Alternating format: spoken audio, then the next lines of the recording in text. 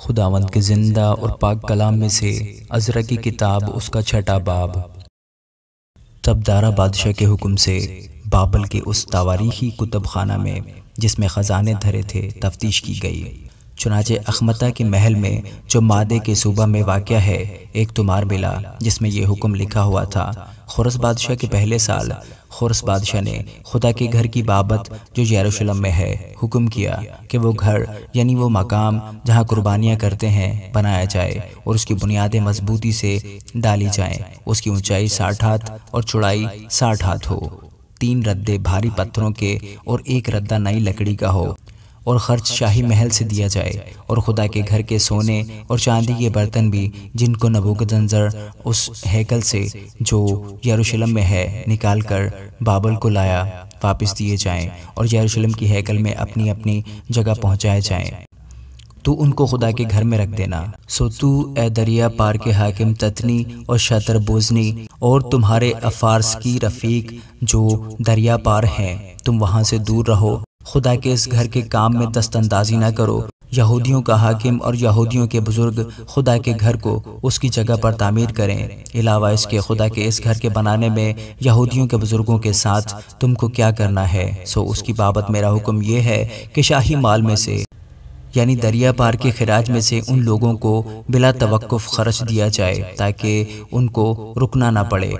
اور آسمان کے خدا کی سوختنی قربانیوں کے لیے جس جس چیز کی ان کو ضرورت ہو، یعنی بچھڑے اور مینڈے اور حلوان اور جتنا گیہوں اور نمک اور مے اور تیل، وہ کاہن جو یروشلم میں ہیں بتائیں، وہ سب بلا ناغہ روز بروز ان کو دیا جائے تاکہ وہ آسمان کے خدا کے حضور راحت انگیز قربانیاں چڑھائیں اور بادشاہ اور شہزادوں کی عمر درازی کے لیے دعا کریں۔ میں نے یہ حکم بھی دیا ہے کہ جو شخص اس فرمان کو بدل دے اس کے گھر میں سے کڑی نکالی جائے اور اسے اسی پر چڑھا کر سولی دی جائے، اور اس بات کے سبب سے اس کا گھر کوڑا خانہ بنا دیا جائے۔ اور وہ خدا جس نے اپنا نام وہاں رکھا ہے سب بادشاہوں اور لوگوں کو جو خدا کے اس گھر کو جو یروشلم میں ہے ڈھانے کی غرض سے اس حکم کو بدلنے کے لیے اپنا ہاتھ بڑھائیں غارت کرے۔ مجھ دارا نے حکم دے دیا، اس پر بڑی کوشش سے عمل ہو۔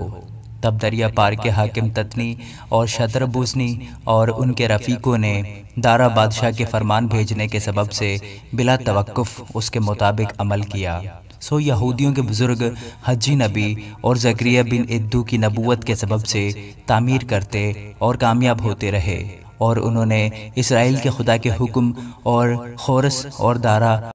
اور شاہ فارس ارتخششتہ کے حکم کے مطابق اسے بنایا اور تمام کیا۔ سو یہ مسکن ادار کے مہینے کی 3 تاریخ میں دارا بادشاہ کی سلطنت کے 6 برس تعمیر ہوا، اور بنی اسرائیل اور کاہنوں اور لاویوں اور اسیری کے باقی لوگوں نے خوشی کے ساتھ خداوند کے اس گھر کی تقدیس کی، اور انہوں نے خدا کے اس گھر کی تقدیس کے موقع پر 100 بیل اور 200 مینڈے اور 400 برے اور سارے اسرائیل کی خطا کی قربانی کے لیے اسرائیل کے قبیلوں کے شمار کے مطابق 12 بکرے چڑھائے۔ اور جیسا موسیٰ کی کتاب میں لکھا ہے، انہوں نے کاہنوں کو ان کی تقسیم اور لاویوں کو ان کے فریقوں کے مطابق خدا کی عبادت کے لیے جو یروشلم میں ہوتی ہے مقرر کیا، اور پہلے مہینے کی 14ویں تاریخ کو ان لوگوں نے جو اسیری سے آئے تھے عید فصح منائی، کیونکہ کاہنوں اور لاویوں نے یکتن ہو کر اپنے آپ کو پاک کیا تھا۔ وہ سب کے سب پاک تھے،